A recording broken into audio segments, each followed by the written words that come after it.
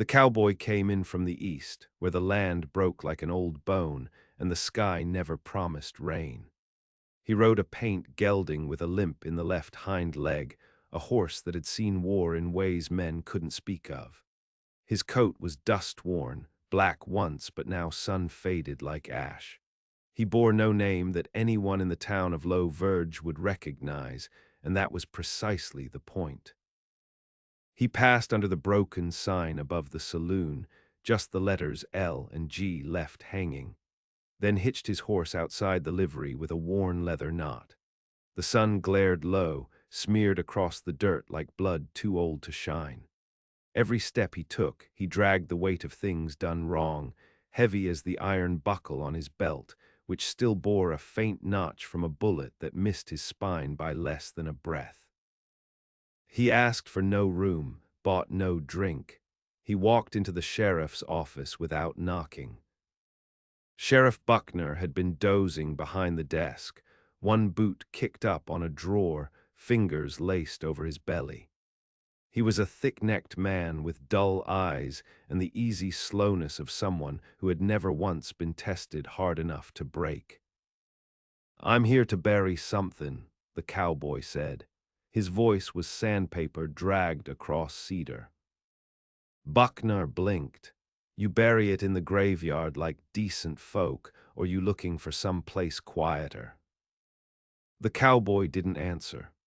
Instead, he reached into his saddlebag and pulled out a tattered map with the edges burnt and the center marked by a single red X just north of Dead Mare Ridge. Buckner squinted at it. "That's a bad place. Storm took down half the ridge last year, coyotes and rock falls, nothing out there but bones." The cowboy folded the map and slid it back into the leather. "Then it's the right place." He left before Buckner could ask his name. The next morning, before dawn smeared the horizon in iron gray, he rode out. No one stopped him. That was the kind of town Low Verge had become, quiet, suspicious, and tight-jawed. No one asked questions because no one wanted the kind of answers that might come back with gunpowder on them. Dead Mare Ridge loomed out of the earth like something half-eaten by time. It had once been a trail cut for Comanche riders, then a smuggler's route, then a place where miners laid claim to quartz until a landslide buried 6 men and turned the canyon below into a grave. The cowboy dismounted where the ridge began to crack and crumble underfoot. He knelt, pulled a small tin from his coat, and opened it. Inside were 3 things: a bone-handled knife, a ring blackened by fire, and a folded piece of paper with handwriting so fine it might have been etched with a needle. He didn't look at the note.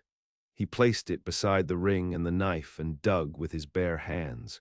Dirt packed under his nails. He bled. He welcomed it. By the time the hole was a foot deep, a shadow moved in the canyon below. He stood. He wasn't alone. She rode up slow, not making a sound. Her mare was roan-colored, eyes like lantern oil, and she didn't bother with a saddle. Her hair was long, braided with red thread. A rifle was strapped across her back, and her hands were gloved in rawhide. "Whatever you're burying," she said, "you ought to ask if it wants staying buried." He narrowed his eyes. She was young, but not in the way of innocence. Young in the way rivers were young, still carving, still cutting, and no man able to tell them where they'd run. He recognized something in her, though he couldn't name it. "I came to let it go." She dismounted in one swift motion, boots silent on the shale. "Funny thing," she said. "You come to bury your past, and here I am, dug up like bad coin." He stared, and for a moment the ridge was silent. Only the wind moved, low and watchful. "You know me?" he asked.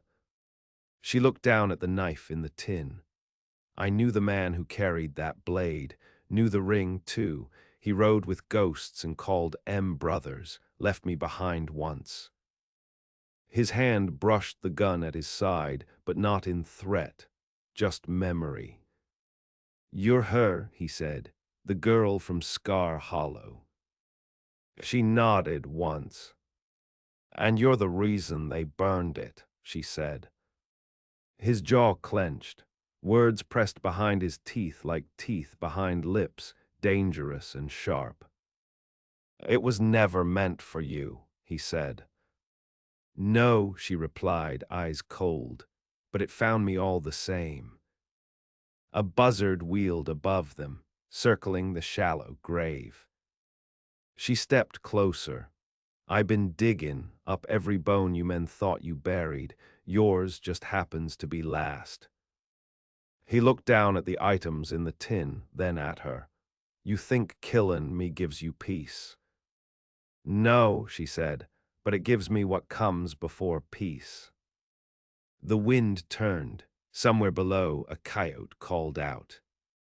He picked up the knife, held it flat in his palm, and offered it. "You want it, take it. Then hear the story before you choose if I'm the one you should be burying." She didn't move. "I ain't asking for mercy," he said. "Just the truth to stand up before you decide to hang it." She tilted her head, eyes flickering with something that might have been pain once, or rage before it grew too old. "1 hour," she said. He nodded.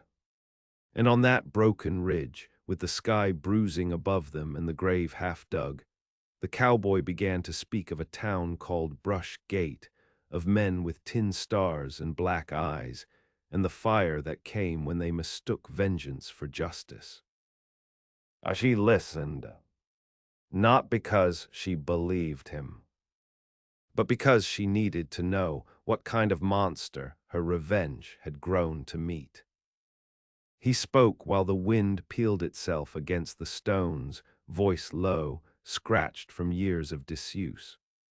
She kept her rifle across her back, one hand on the strap, as if she could feel the weight of every word he loosed into the canyon air.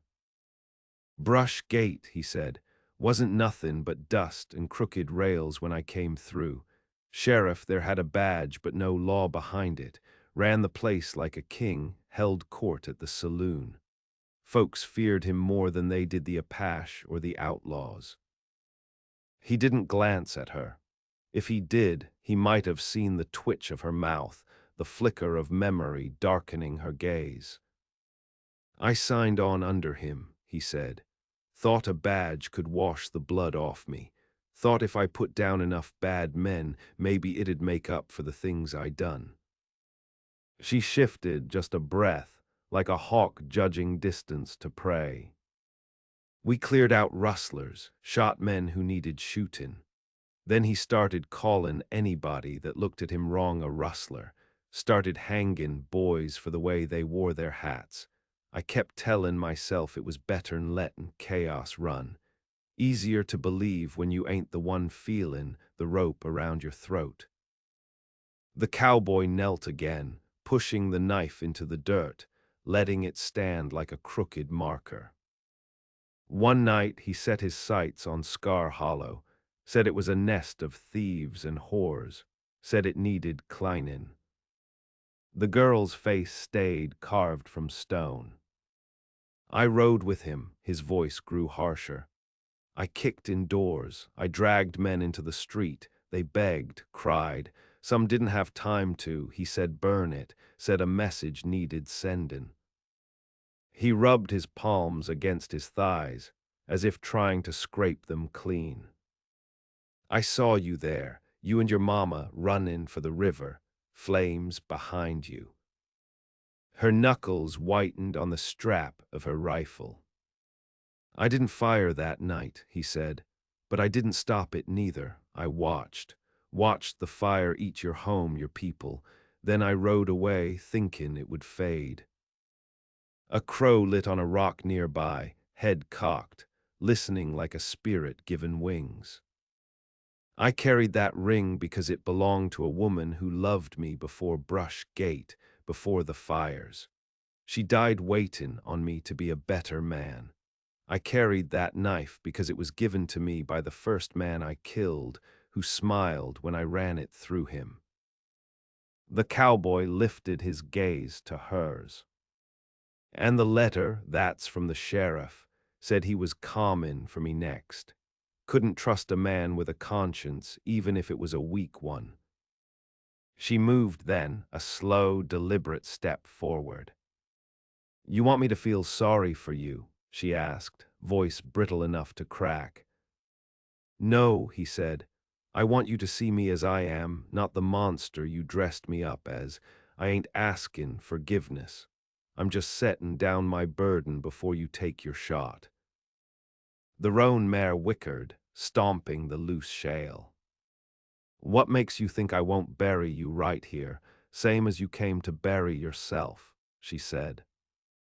He smiled, but it was a broken thing, like a man smiling at the noose as they slip it over his head. "Because you ain't a killer, not yet." The ground trembled then, faint but steady. She turned, instincts honed sharper than a blade. Dust rose beyond the ridge, the stamp of hooves coming hard and fast. "They found you," she said. "No," he said grimly. "They found you." Through the dust, men emerged, 6 riders clad in black dusters, rifles glinting under the cruel sun. Their horses were lean and scarred, built for running down prey across badlands. She recognized the man leading them. Jonah Wex, foreman of Hollow Creek Ranch, a man who claimed a third of the valley after Scar Hollow fell. He wore a grin like a rusted knife and a scattergun across his saddle. "They ain't here for me," the cowboy said, standing.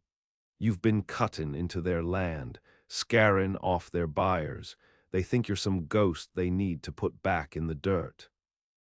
She didn't flinch, didn't curse, just reached up and pulled the rifle from her back in one fluid motion.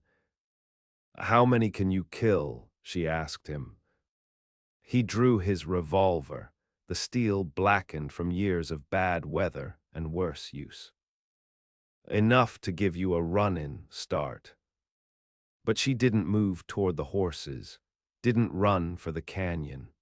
She planted her boots in the dirt beside the grave he'd half dug and set her rifle against her shoulder. "You came to bury your past," she said. "Guess you'll have to help me bury mine first." He grunted something close to respect, and together they stood against the oncoming riders, 2 broken things refusing to be buried easy. The first shot cracked the ridge open like thunder. He dropped the first rider before the man could level his rifle, a clean shot through the throat. She knelt low, sighted down the barrel, and blew the hat clean off Wex's head, blood splattering the dust where he fell backward, limbs jerking like a marionette with its strings cut. The other riders split, 2 veering left, 2 right, trying to flank. "Left," she barked. He pivoted, firing into the rising dust, trusting her to cover the right. The battle was savage, clumsy, brutal. They fought not for glory or money, but to carve a few more breaths from a world that had already decided they were expendable. By the time the last rider fell, wheezing and gurgling in the dirt, the sun had climbed higher, beating down on the blood and dust like judgment itself. She reloaded with hands steady as stone. He wiped the blood from his face with the back of his hand and limped toward his horse. "They'll send more," he said. "They always do," she answered. He looked down at the half-buried tin, the knife, the ring, the letter. "You still want to kill me?" he asked. She looked at the ridge, the bodies cooling in the dust, the birds already circling low. "Not today." He tucked the tin back into his coat, buried the grave with the heel of his boot, and mounted up. She swung onto her mare with a practiced grace, rifle slung across her lap. Without a word, they rode side by side down the ridge, not as allies, not as enemies, but something in between, bound by a debt neither could easily define. And somewhere far behind them, the wind whispered through the stones, carrying the smell of blood and the knowledge that the past was never so easily buried. They rode until dusk bled into night. No campfire, no conversation, just the sound of hooves tamping down the earth and coyotes crying thin against the stars. She rode ahead sometimes, her silhouette sharp against the moonlit ridges, and other times let him take point, watching how he moved, how often he glanced back, never fully trusting the quiet behind him. When they finally made camp in the ruins of an old telegraph station, the walls half collapsed and the wire long stripped, she found the back corner where the stone still held some heat from the day and sat with her rifle across her knees. He sat across from her, resting his back against a timber beam that had held up messages between towns once, news of floods, births, hangings, and wars now forgotten. "You don't sleep much," he said. "Used to before the fire." He nodded. Dreams stopped Bane safe. "No," she said. "Dreams started tellin' the truth." He unwrapped a strip of dried venison and passed half to her. She didn't thank him, just took it. Wind whistled through the gaps in the stones. Somewhere an owl called out, low and patient. He spoke without looking at her. What happened after the fire? She didn't answer at first, chewing slow. When she did, her voice had the weight of iron and cold rivers. "A man took me in, claimed he was kind, claimed he found me wandering the banks near Wasp Hollow. Turned out he collected the wreckage left by men like you, sold girls off, kept the ones he liked, said the dead wouldn't miss us." The cowboy's jaw worked. "One night he tried to put hands on me after dark. I put his knife through his neck and walked out wearing his coat." She spat in the dust. "After that, I stopped waiting on good men. Started finding bad ones and macking them useful before they died." He didn't offer sympathy, didn't offer anything. She liked that about him. He said that why you been haunting the valley, picking off ranch hands and wagon runners, burning brands into barns. "They burned mine first," she said. He leaned back, bone-tired. "Folks think you're a myth. Some say you're a dead girl come back wrong." She let the silence stretch. "Maybe I am." They slept in shifts. She took the first watch, eyes wide in the dark, listening to the creak of old wood and the restless shuffle of the horses tethered just outside the ruin. When it was her turn to sleep, she didn't.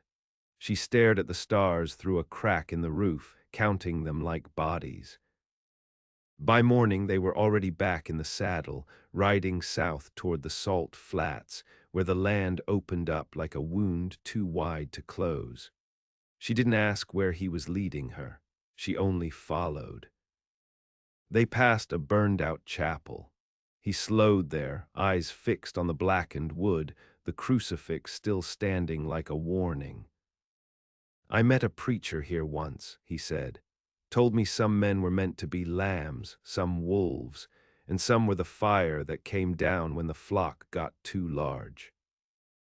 "Which were you?" He smirked bitter. "I tried Bane the wolf, then tried Bane the fire. Turns out I was just one more cursed thing hidden in sheep's clothes." They didn't stop, didn't speak again for hours.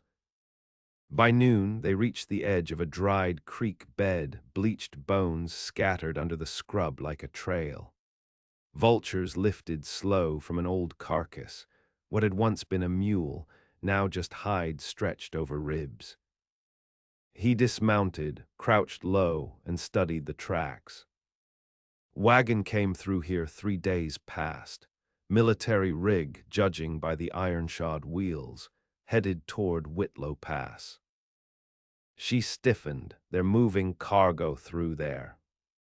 He looked up, gold shipments, recovered from the old Union caches up in the bluffs. Governments trying to reclaim the land, push out the ranch lords. That won't end peaceful, she said. No, which is why someone's gonna try and stop that wagon. She knelt beside him, and you want to stop the men stoppin' it. He didn't answer, just stared at the tracks like they whispered something only guilt could hear. She stood, this is about more than gold. He met her eyes. Jonah Wex was a hired gun. Hollow Creek don't move unless someone bigger says so. That wagon's a lure. They're trying to draw you out. Me. Or someone like you, he said. But you're the one left who's loud enough to make a dent. She touched the burn scar behind her ear, fingers tracing the shape. Her voice dropped. If this is a trap, it's built by men who think I walk straight into M. He mounted again, then let's walk crooked. They rode north, away from the wagon's path, cutting through arroyos and snake-filled gullies, skirting the edge of the bluffs until they reached a wind-carved cave overlooking the whole pass. From there, they saw the movement. 10 men, 2 wagons, one armored, the other carried explosives. They ain't movin' gold, she whispered. They're movin' fire. He scanned the horizon. They're gonna blow the pass, cut off any path back east. She narrowed her eyes and burned the towns behind M. Same men who lit your home, he said, just with new names and bigger matches. She stood, rifle already in hand. Then let's give M something to fear. They waited until dusk. Shadows ran long across the canyon, and the wagons settled in a dry gulch beneath a rock shelf. The guards laughed, smoked, one of them playing a tune on a cracked harmonica that made her teeth ache. They struck after the second round of whiskey passed hands. She moved like something half-animal, low and silent. Took out the first guard with a stone to the temple, the second with the butt of her rifle. He lobbed a dynamite stick into the supply cart, timed to blow when the men were scrambling for their rifles. The earth heaved, fire punched the dark, screams split the silence. In the chaos, they opened fire, methodical and brutal, no mercy, no warning shots. By the time the dust cleared, only one man remained, crawling through the dirt, bleeding from a leg shot clean through. She crouched over him. Who planned this? She demanded. He spat blood. Orders came down from a name you won't like. Try me. He whispered something, and her whole body went still. She turned to the cowboy. Your old sheriff, Buckner. His face didn't change, didn't have to. She saw the truth in the way his shoulders sank. He never stopped hunting, she said. No, he said. He just changed the way he hunts. She rose, eyes burning. Then let's finish this. He looked out over the pass, toward the distant flicker of town lights. Ain't no coming back from it. There never was. They left the bodies unburied. Let the vultures do their work. By the time they reached Low Verge again, a storm had crept in from the west. Not thunder, not rain, a dry gale that scattered grit like needle shot and turned the sky the color of bruised parchment. The wind rattled signs, shutters, the bones of the town. It carried a smell she recognized from childhood, smoke about to find a match. The cowboy rode ahead, jaw clenched, eyes fixed on the squat roofline of the sheriff's office. He hadn't spoken since they left the burning wagons in the pass. She didn't push. Grief made a sound like silence when it hardened. The town had changed in 2 days. Men posted on roofs, guns resting across window ledges. Children kept inside, and the flag above the general store, once limp and sun-bleached, now bore a black strip stitched beneath it, a warning. They tied the horses behind the livery stable, where the smell of hay barely covered the stink of blood. The stable hand, a boy with 3 fingers and a stammer, took one look at her and stepped back into the shadows. They made their way on foot, cutting through the back alleys, where alley cats hissed from the trash piles and broken bottles glinted like buried teeth. At the edge of town, near the boarded-up church, a figure stepped into their path. It was Clara Joy. She wore a widow's shawl, though her husband had been dead 5 years, killed in a dispute over cattle rights with Hollow Creek. She hadn't wept at the funeral. She had baked bread, fed the gravedigger, and went home with a shotgun propped in her window ever since. "He's waitin' for you," she said to the cowboy. Upstairs in the saloon, brought in his own deputies, fancy types with polished boots. The girl's eyes narrowed. "You helpin' him now, Clara." Clara spat in the dirt. "Helped him once. He left my nephew hangin' from a cottonwood tree when he refused to give up our land. He ain't the law no more, just a shadow wearin' a star." The cowboy nodded once. "Appreciate the warning." Clara turned, vanished into the gloom. They climbed the back stairs of the saloon, past the broken sign, past the laughter that had gone brittle and sharp. Upstairs, the hallway stank of pipe smoke and sweat. The door at the far end stood open. Sheriff Buckner was seated at the card table. Same belly, same boots, same dull eyes, but colder now, like the blood had drained from whatever heart he once had. His coat was cleaner than the town deserved. His gun rested beside a bottle of rye.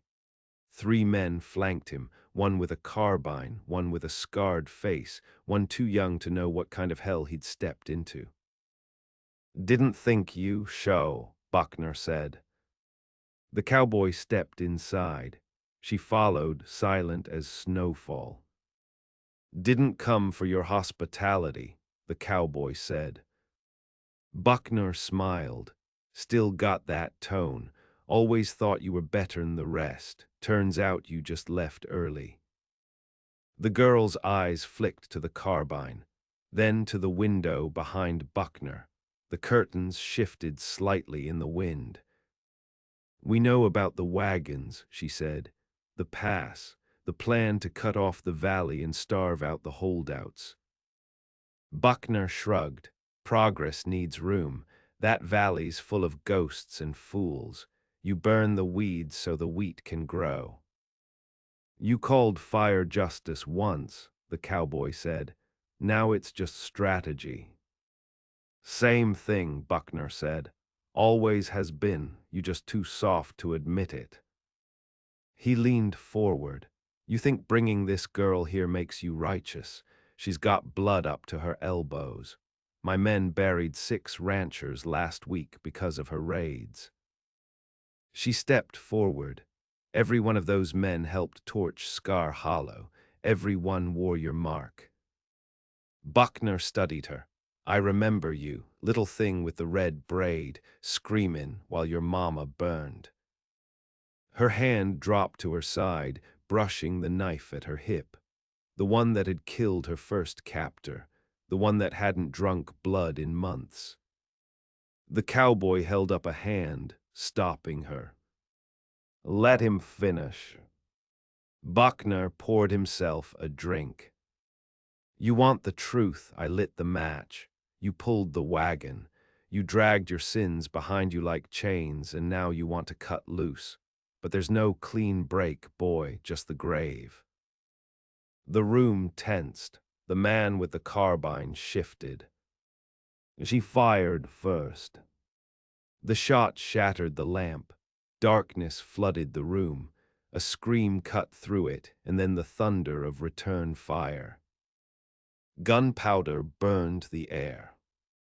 The cowboy dove left, rolled, came up shooting. One of the deputies fell backward into the window, crashing through glass, landing 2 stories down in a broken heap. She took the young one through the chest, 2 quick shots, no hesitation. He never even raised his weapon. Buckner pulled his revolver, but the cowboy was faster. He fired once, hitting Buckner in the leg. The sheriff dropped, cursing, blood pouring through his fingers. The last man, the scarred one, lunged for her with a blade. They crashed into the table, cards flying. She stabbed once, then twice more, until he stopped moving. Smoke curled through the broken lamp glass. The room stank of gun oil and death. Buckner writhed on the floor. "You ain't got the spine," he hissed. "You came to bury your past. This is it, right here. You kill me, you're no different." The cowboy walked over, kneeling beside him. "I ain't trying to be different," he said.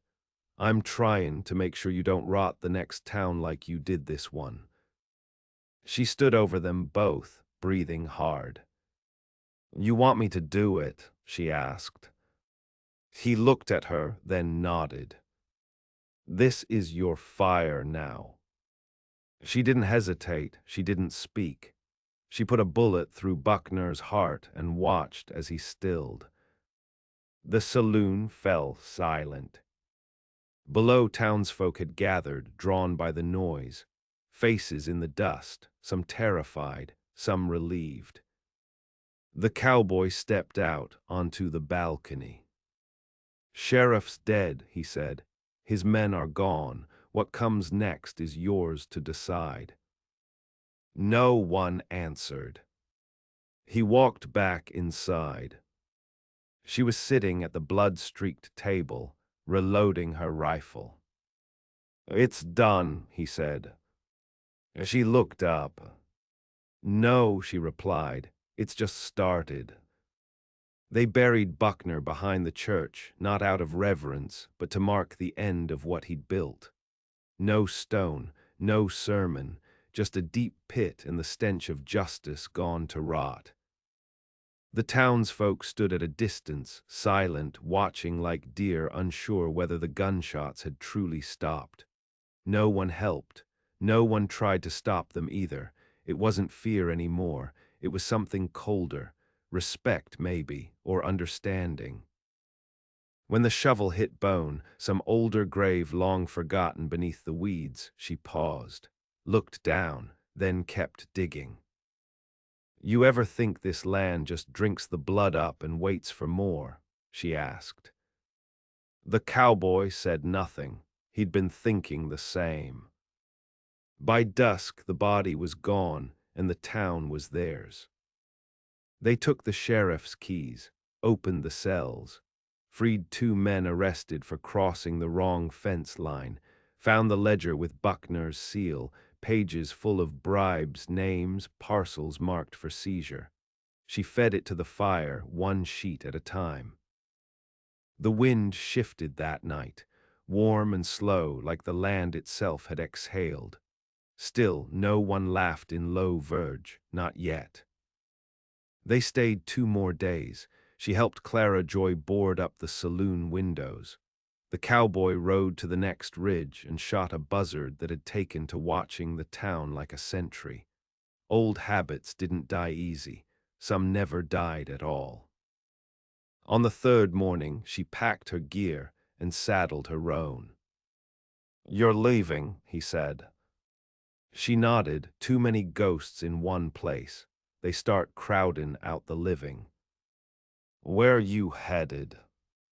She looked south, where the valley dipped and rose into unknown land. There's a girl outside Calverton who wrote me once. Said her sister disappeared near the same trading post that bought girls from Wasp Hollow. That trail never ended, just turned quieter. You going to burn that place too? If it needs it. He adjusted the cinch on his horse. You'll need names, trails, I've got a few. I'll ride with you a while. She studied him. You sure you ain't done burying your past? He looked out toward the grave they'd dug. I buried the worst of it, rest I'll carry. They rode out by the North Trail, not fast, not slow, just steady. The kind of pace people take when there's more road than destination. They didn't talk much, didn't need to. Past the river crossing, past the old station where telegraph poles still leaned like drunkards, they passed a burned-out barn with a single word scrawled on its door. Survivor. She paused, looking at it. Someone out there remembers what was done, she said. He nodded, and someone's afraid of who remembers. They kept riding. As the land widened and the last of the town sank behind the hills, she thought of the ridge where they'd first met. The knife, the ring, the half-dug grave, she, meant to kill him that day, had wanted to, had known that one shot might make it right. But justice doesn't always take the shape we plan for. Sometimes it rides beside us, haunted just the same, just as unclean, and just as unwilling to rest. Ahead, the horizon burned with the promise of more wrongs waiting to be met. And this time, she wouldn't be facing them alone.